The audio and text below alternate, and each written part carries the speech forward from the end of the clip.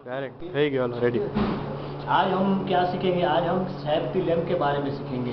Safety lamp क्या होता है, किस लिए उपयोग में आता है लैम्प, सेफ्टी लैम्प, और किस तरह हम उपयोग कर सकते हैं, उसके क्या क्या पार्ट्स हैं, उसकी क्या विशेषता है, और किस तरह से वो उपयोगी होता है, किस तरह हम उसको हैंडल किया जाए, जैसे उसको खोला जाए, वापस उसको फिटिंग कैसे किया जाता है, इस सब के बारे में आज हम सीखेंगे। सबसे पहले तो हम ये डिस्कस करते हैं कि क्या क्या पार्ट्स उसके साथ में उपयोग किया जाता है, किसको सेफ्टी लैम्प कहा जाता है, और क्या क्या पार्ट है। ये है सबसे पहले, इसको बोलते हैं फ्रेम सेफ्टी लैम्प। इसको फ्रेम सेफ्टी लैम्प क्यों कहा गया, इसके पीछे भी बहुत बड़ा कारण है। तो खदान में जो गैसेस पाई जाती है, जैसे कि ज्वलनशील गैस है, फिर और फिर जो रासायनिक गैसें जो होती है, कीटनाशक जो गैसें होती है, जहरीली गैसें, इनको कहा जाता है। उनकी तीव्रता मापने के लिए कि कितनी परसेंटेज में वो पाई जाती है, उसके हिसाब से ये है फ्लेम सेफ्टी लैम्प खोलने का मैग्नेटिक लॉक। इसके द्वारा ये लॉक खोला जाता है। इसको कहते हैं की फॉरवर्ड, की ओपन करने, जो हमारा रिटेनर आता है, ग्लास रिटेनर जो है, रिंग होती है, उसको ओपन करने की चाबी। आइए हम पहले इसको देखें कि इसके कौन कौन से पार्ट्स हैं, किसको क्या कहा जाएगा। सबसे पहले आता है हुक, एक नंबर, इसको बोलते हैं हुक, जिसको लैम्प को हैंडलिंग करने के लिए, रोकने के लिए, एक जगह से दूसरी जगह ले जाने के लिए। फिर उसके बाद आते हैं इसके होल, जिसको कहा जाता है वेंट होल, जहाँ से जो अंदर बर्निंग हो जाती है गैस, वो बाहर आती है, और एक उसी के पास में दूसरे होल दिए जाते हैं, जहाँ से गैस अंदर जाती है और वो लैम्प तक जाकर फिर जलती है और यहाँ से फिर बाहर निकलती है। उसके बाद आता है थर्ड नंबर पर बोनेट। बोनेट का काम ये है कि लैम्प को सेफ्टी प्रोवाइड किया जाता है, ताकि अंदर कुछ टूट नहीं सके या फिर टकराव हो जाए तो अंदर कोई नुकसान नहीं हो पाए। फिर उसके बाद आते हैं इसके जो पिलर, इसके 5 नंबर जो टोटल पिलर आते हैं जो इसको प्रोटेक्ट करते हैं। उसके बाद इसके आते ग्लास आता है, जो आउटर ग्लास बोलते हैं। There are 2 types of glass, 2 प्रकार के ऐसे ग्लास होती है नॉर्मली सभी लैंपों में। कहीं एक प्रकार का भी ग्लास होता है, इनर ग्लास और आउटर ग्लास। फिर आता है ऑयल विसेल्स, इसको कहा जाता है ऑयल विसेल्स, जिसके अंदर तेल भरा जाता है, और ये अंदर की लैम्प जो उसको अभी वैसे तो मिट्टी का तेल यूज़ किया जाता है, वैसे तो एसएस सॉल्वेंट जनरली यूज़ किया जाता है, और हम पेट्रोल भी उसकी जगह यूज़ कर सकते हैं। नहीं, पेट्रोल ही यूज करना है। पेट्रोल भी यूज़ कर सकते हैं, ये कर सकते हैं नहीं, पेट्रोल ही यूज करना है। पेट्रोल यूज़ करते हैं। मिट्टी का तेल नहीं, मिट्टी का यूज नहीं करना। ये होता है मैग्नेटिक लॉक, ये होता है मैग्नेटिक लॉक, जो इस लैम्प को लॉक कर देता है। जो भी ये खुल नहीं रहा है, आपके सामने ये खुल नहीं रहा है, इसके द्वारा ये भी एक प्रकार का इसका सेफ्टी फीचर्स आता है। फिर इसके नीचे में इसको बोलते हैं एडजस्टर स्क्रू, जो इस लिखा ये होता है एडजस्टर स्क्रू, जो इसकी जो लो होती है, जो बत्ती बोलते हैं हम, विक एडजस्टर स्क्रू बोला जाता है इसको, जिसको अप डाउन करने के लिए इसका यूज़ किया जाता है। ओके, तो ये इसके सभी आउटर पार्ट्स हैं। अब इसके इनर पार्ट्स के बारे में भी हम जानते हैं। पहले हम देखेंगे कि इसको खोला कैसे जाए, किस तरह से हम इसको ओपन किया जाए। हम इसको खोलने के लिए हम क्या करेंगे, हमारे ये मैग्नेटिक लॉक है, जिसका हम उपयोग करेंगे, जिसके द्वारा बिना मैग्नेटिक लॉक के ये लैम्प कभी नहीं खुल सकता। तो हम मैग्नेटिक लॉक का उपयोग करेंगे लैम्प सेफ्टी लॉक। देखिए हम किस तरह इसको यूज़ करेंगे। ये है हमारा मैग्नेटिक लॉक, ये हमारा मैग्नेटिक लॉक को हम, ये मैग्नेट है, इस मैग्नेट के साथ फंसाएंगे। देखिए इस तरह से हम आराम से मैग्नेटिक लॉक को इसे फंसाया जाएगा। एक बार जब ये मैग्नेटिक लॉक यहाँ फंस जाता है, एक बार जब ये मैग्नेटिक लॉक फंस जाए, फिर हम नीचे से हमारे जो विसेल्स है उसको हम रोटेट करेंगे, उसको हम उसके एंटी क्लॉकवाइज डायरेक्शन में इसको रोटेट करेंगे पूरा। इस तरह से फिर धीरे धीरे लॉक के साथ की मदद से हम ये विसेल्स को अलग करेंगे, बिना मैग्नेटिक लॉक के नहीं। ये देखिए हमारा ये नीचे का विसेल्स, जो कि मैग्नेटिक लॉक के मदद की द्वारा से खुल गया। फिर इसको पकड़ना, इसको फिर यहाँ से रिमूव कर देंगे और मैग्नेटिक लॉक को हम दूर रखेंगे।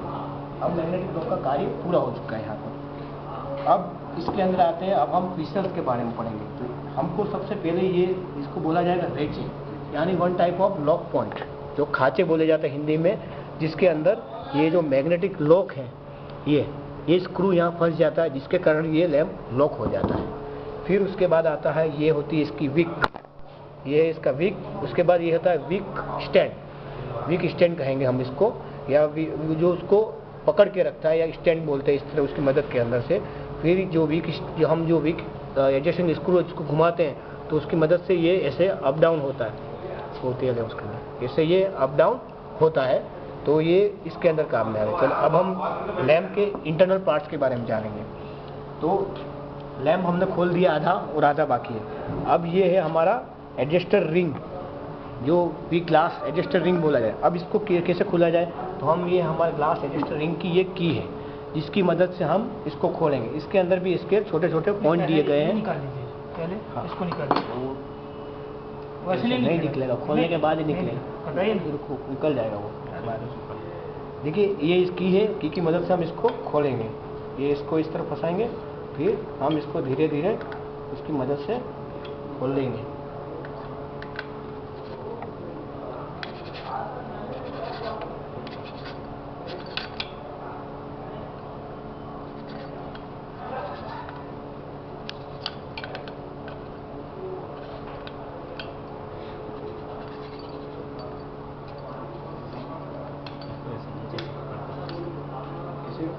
हाँ ऐसे ऐसे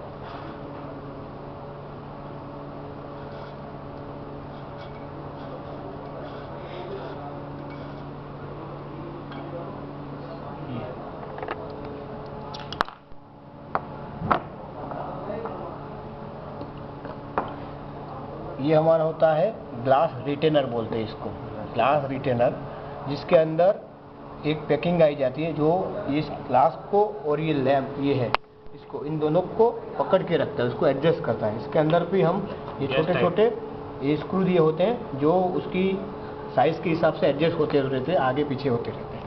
अब इसके अंदर देखिए, इसके अंदर ये एक रिंग है, पैकिंग रिंग बोलते हैं इसको, एस्बेस्टोस रिंग बोला जाता है। इसके अंदर 2 एस्बेस्टोस रिंग कहा जाता है, या फिर सामान्य पैकिंग रिंग भी हम इसको बोलते हैं। देखिए अब ये है हमारा ग्लास, इसको बोलते हैं आउटर ग्लास। जैसे कई लैंपों में इनर ग्लास और आउटर ग्लास दोनों होते हैं, इस लैंप में सिंगल ग्लास ही है, तो इसको इस तरफ निकालेंगे यहाँ। अब इसके अंदर बचता है गेज। देर आर दो प्रकार की इसमें गेज किए जाते हैं। पहले रिंग ये है एस्बेस्टोस रिंग, एक प्रकार की पैकिंग रिंग। फिर इसको इस तरह निकालेंगे। 2 प्रकार की गेज यूज किया जाता है, inner gaze and outer gauge. ये है आपका आउटर गेज अलग करो और ये आपका इनर गेज, ठीक है। और इसको बोलते हैं asbestos ring, one type of packing ring. इन सभी का अलग अलग महत्व है, अपने हिसाब से सभी का अलग अलग कार्य है। देखो इसके अंदर होल भी दिए गए हैं, एक छोटे छोटे वेंट होल है जिसके द्वारा गैस अंदर आती है, फिर बर्न होकर बाहर निकलती है। अच्छा, तो इसका फिटिंग, अब इसका हम वापस इसको फिटिंग करेंगे। जो ये जिस 2 प्रकार की खोला जाली होती है, इसी सीक्वेंस में जिस तरह से हमने इसको पूरा खोला उसी तरह से हम इसको बंद करेंगे। तो सबसे पहले हम लास्ट टाइम हमारा क्या निकले थे, इनर गेज और आउटर गेज। ये वायर मेश की हुई होती है, ये पूरा वायर मेश है, छोटे छोटे वायर मेश। इसकी साइज होती है 1 इंच में 28 छेद होते हैं बाय लेंथ और हाइट के वाइज। हाइट में भी अगर आप 1 इंच की काउंटिंग करेंगे तो 28 छेद होंगे और इस तरफ में भी 28 छेद होंगे। इसको वापस इसके अंदर डालेंगे। ये आउटर गेज है हमारा, ये इनर गेज है, तो इसको इस तरह से हम फिट करेंगे। ये पूरा इस तरह बैठ गया। फिर उसके बाद हम पैकिंग रिंग यूज़ करेंगे, एस्बेस्टोस रिंग, उसको लेंगे, फिर यहाँ पर इसे पैक करेंगे। फिर जिस तरह से हमने इसको निकाला उसी दिशा में हम वापस इसको एडजस्टमेंट करेंगे, डालेंगे। ये देखिए यहाँ पे ये फिट हो जाता है। फिट होने के बाद फिर हमने ग्लास का यूज़ करेंगे। ग्लास को वापस इस तरह से हैंडलिंग करते हुए इसको अंदर तक एडजस्टमेंट करेंगे, रखेंगे इसको उसकी जगह पर आराम से और देखेंगे। अब आपको इस ग्लास और ये रिटेनर के बीच में जो गैप दिख रहा है वो एस्बेस्टोस रिंग के द्वारा ये यूज़ किया जाएगा। इसको मत निकालिए। ये पैकिंग रिंग है और ये हमारा है glass retainer adjust asbestos ring के लिए, ठीक है। ग्लास रिटेनर बोलते हैं या वीक रिटेनर बोलते हैं उसको। फिर इसके द्वारा अंदर रखकर जिस तरह हमने खोला है उसी दिशा में इसको वापस फिट करेंगे।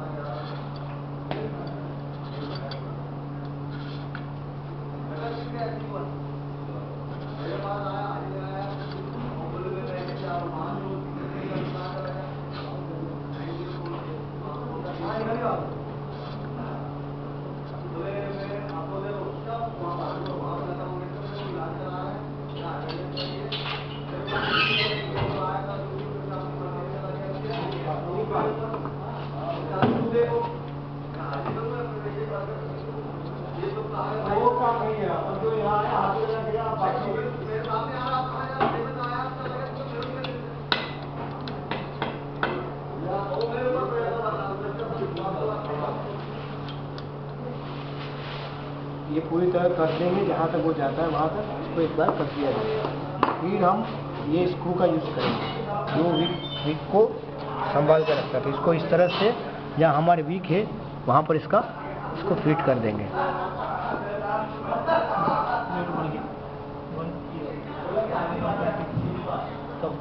ये इस तरह से इसको अच्छे से फिट कर देंगे और थोड़ी जो लो है उसको थोड़ा बाहर निकाल देंगे।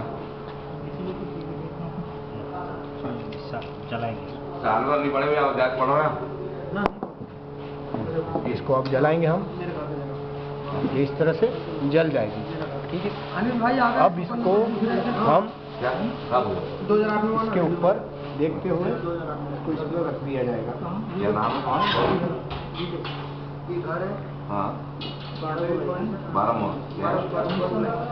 इसको धीरे धीरे इसके ऊपर बैठा दिया जाएगा।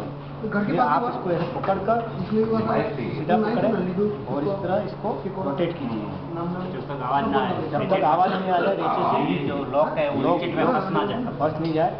उसके बाद आप एक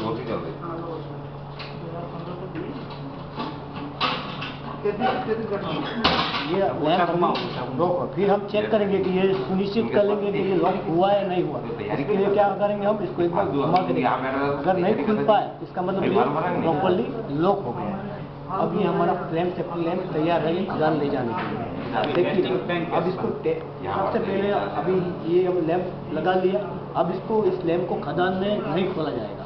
एक इसकी जगह होगी प्रॉपर, या तो खदान के बाहर या खदान में कहीं ऐसी जगह जहाँ गैस नहीं पाई जाती वहाँ पर इसको शायद ये लो बंद हो जाए तो जलाई जाएगी। बाकी खदान के अंदर ये लो नहीं जलाई जाएगी। उसका स्टेशन होगा, उसका नाम है रीलाइटिंग स्टेशन। अब ये देखिए लैंप हमको दिख रहा है। अब हम इसको एडजस्ट करेंगे। ये जो भी एडजस्टर है इसके द्वारा इस लैंप को हम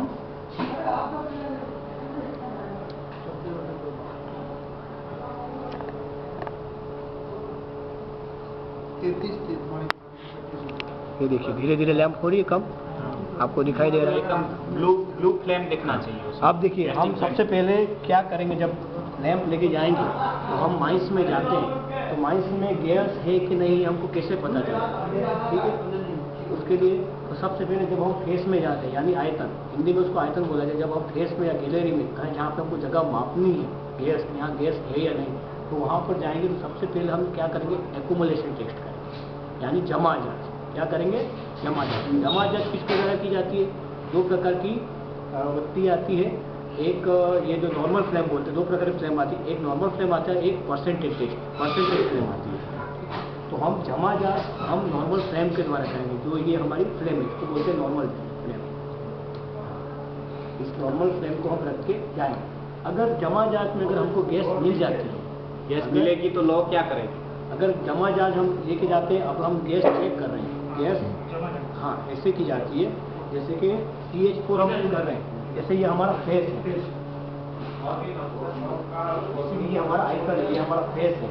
तो हम कैसे इसको जमा जांच करेंगे, हमारी आंखों के सामने ये नीचे से ऊपर ले जाएंगे या ऊपर से नीचे ले, हमारी आंखों के सामने ये लैंप होना चाहिए, बत्ती होनी चाहिए और हमारी नज़र वहीं पे होनी चाहिए और हमारा हाथ इस तरह इसके ऊपर। एकदम आंखों के सामने रोज करती है। नीचे से ऊपर ले जाएंगे। CH कोड यानी कहाँ पाई जाती है, हल्की गैस होती है इसलिए वो ऊपर पाई जाती है। इसलिए हम CH कोड के लिए हम नीचे से ऊपर की ओर ज़िगज़ैग पाथ में लाएंगे। जैसे कि हम यहाँ से शुरू करेंगे, जैसे ये हमारा आइकन है, तो यहाँ से हम ऐसे इसको हमारी आंखों के सामने रखेंगे, इसको उसके हिसाब से हमारी आईज को ऐसे एडजस्ट करते जाएंगे। ऐसे धीरे धीरे ज़िगज़ैग पाथ में हम पूरा इसको चेक करेंगे। हमारी आंखों के सामने ये लो होनी चाहिए। अगर गैस पाया जाता है तो अगर लो गैस पाया जाता है, अगर हमको एक गैस मिल जाती है CH कोड एक्यूमुलेशन टेस्ट में, हम वहाँ पर कोई दूसरा टेस्ट करने नहीं जाएंगे, तुरंत वहाँ से हट जाएंगे। लो का क्या रिएक्शन होगा? ठीक है, जैसे ही गैस मिलती है आपको तो ये लो फड़फड़ाने लगेगी, जैसे अप डाउन होने लगेगी, और अगर ज़्यादा गैस मिलती है तो तुरंत बुझ जाएगी। इसका एक नियम है, अगर गैस होती है यानी ऑक्सीजन की मात्रा भी कम होगा, 1% ऑक्सीजन कम होती है, 30% इसकी लाइट डिक्रीज हो जाती है, और इंटेंसिटी इसकी जो ये लो है वो डिक्रीज हो जाती है और फड़फड़ाने लगती है। इसको तुरंत बाहर निकाल देना। फिर तुरंत हमको वहाँ से हट जाना है, हमारे मेन पावर को हटा लेना है, इलेक्ट्रिसिटी हो तो उसको कट कर देना है, फिर हमारे ऊपरी जो अधिकारी है उसको इस चीज़ के बारे में जानकारी देना है, और या फिर उसको या उसके बाद हमको वहाँ पे गैस को रिमूव करने के लिए हवा का वेग बढ़ाना है, यानी इंटेंसिटी ऑफ एयर हमको पावर के बढ़ा कर उस एरिया को प्रॉपर वेंटिलेट करना है। परसेंटेज टेस्ट करना है। अगर हमको पहली एक्यूमुलेशन में अगर हमको गैस नहीं पाई गई, इमरजेंसी आ गई है, अगर एक्यूमुलेशन टेस्ट में ठीक है जमा जात में अगर हमको गैस नहीं मिलती तो फिर हम जाएंगे इसके परसेंटेज के, ये परसेंटेज की टेस्ट है, ये तभी किया जाएगा जब जमा जात में हमको गैस नहीं मिलेगी। उसके लिए सबसे पहले ये हमारा नॉर्मल फ्लैम है, इसके लिए हम परसेंटेज फ्लैम बनाएं। ओके, कैसे बनाया जाएगा, ये हमारा जो बीपी रजिस्टर है इसके द्वारा हम इसको धीरे धीरे धीरे नीचे करेंगे और फिर परसेंटेज फ्लैम बनाएंगे। टेस्टिंग फ्लैम बोलते हैं इसको। और हमने तुम भाई गैस तो कैसा करो, क्या गड्ढे ऊपर गड्ढे रहा है, यदि गड्ढा हो इसको गैस करेंगे क्या फ्लेम से? देखिए मेरे दिमाग में नहीं है क्रॉप यूज करेंगे, क्रॉप तो आपके हाथ से ऊपर जा रहा है वो पाइपलाइन लेंगे ना उसमें। देखिए ये जो पीला पीला जो पोर्शन दिख रहा है उसको हम पूरा बुझा देंगे और ब्लू कलर तक नजदीक लाओ कैमरा थोड़े, ये येलो नहीं दिखना चाहिए। येलो नहीं दिखना चाहिए, इसको एकदम blue से। एकदम छोटे से छोटे देखिए, ये देखिए हो गया। इस फ्लेम को बोला जाएगा आपको टेस्टिंग फ्लेम यानी परसेंटेज फ्लेम। ये इससे अब हम और छोटा करना चाहेंगे, ये बुझ जाएगी, ये एकदम येलो कलर नहीं दिखना चाहिए। फिर इस फ्लेम के द्वारा येलो कलर नहीं दिखता है, इसका वजह ये है कि इसमें प्योर पेट्रोल नहीं डाला हुआ है। हाँ, प्योर पेट्रोल डलता तो वो येलो। फिर अब इस फ्लेम के लेके जैसे हमने एक्यूमुलेशन टेस्ट किया था वैसे ही हम फिर से इस फ्लेम को लेके उसी तरह फिर ऐसे ज़िगज़ैग पाथ में ऐसे नीचे से होते हुए ऊपर की ओर येलो फ्लेम की जितनी हाइट होगी उस हिसाब से परसेंटेज। इस तरह से हम ये परसेंटेज टेस्ट किया जाएगा। परसेंटेज टेस्ट में आपने कावर्स डायग्राम पढ़ा होगा, कावर्स डायग्राम में ये दिया गया है कि मीथेन की इसकी क्या लिमिट है। तो कावर्स डायग्राम के हिसाब से मीथेन की लिमिट है 4.4 से लेकर 12.5 तक है। अगर उसके बीच में अगर गैस होगी तो उसके अंदर ये एक्सप्लोजन होगा और ये जो इसके जो सेफ्टी फीचर्स इसकी मदद से एक्सप्लोजन इसके अंदर होगा वो बाहर नहीं निकल पाएगा। यानी जो 5.4 से 14.8 है भैया। 5.4 से 14.8 तो वो एक्सप्लोजन इसके अंदर होगा और गैस गर्म गैस जो बाहर निकलती है वो अंदर ही ठंडी हो जाएगी। यानी जो सराउंडिंग वातावरण जो है हमारा तो इसके माध्यम से वो गैस एकदम कम निकलेगी, यानी कि वो बाहर के एनवायरनमेंट में एक्सप्लोजन नहीं हो पाएगा। इस तरह से फ्लेम का यूज़ किया जाता है। इस तरह से हम गैस जमा की जाती है तो मापा जाता है। Thank you. थोड़ा उसका भी बैटरी का कैप लैंप का भी दिखा दो। कैप लैंप का तो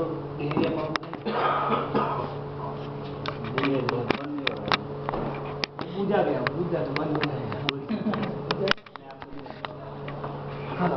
बहुत बुझा गया, चाय पी मार्केट के जवाब नहीं दिए, हाँ भैया ऊपर रही गैस को